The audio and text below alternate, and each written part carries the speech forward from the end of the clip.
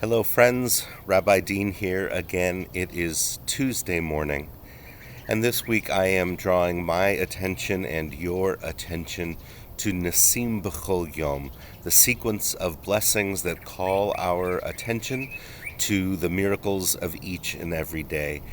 And my focus today is on the third blessing.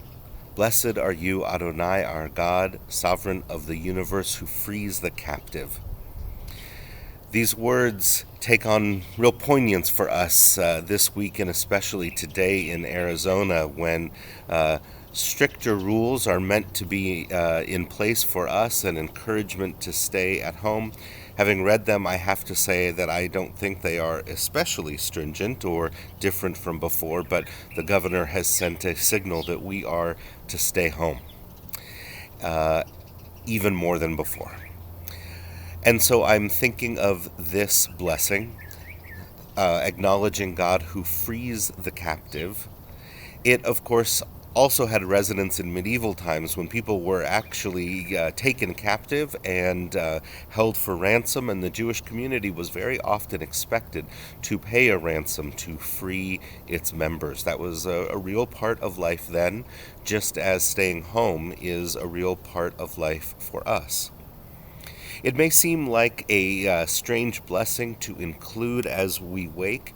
On the more metaphoric level, though, we understand that being captive, asurim, the captives, which is connected with being bound up, is an act of becoming awake, that we are bound in sleep and then we are freed into wakefulness into the day, just as we are bound by our bed sheets and we throw them off and then we are free to move into the day.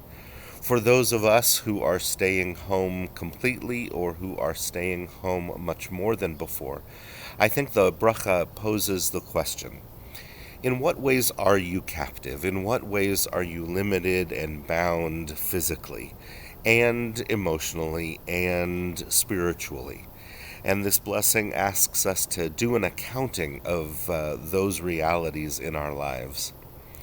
And I think that the blessing also asks us the inverse question too, which is to say, in which ways are we not captive? Are we not bound?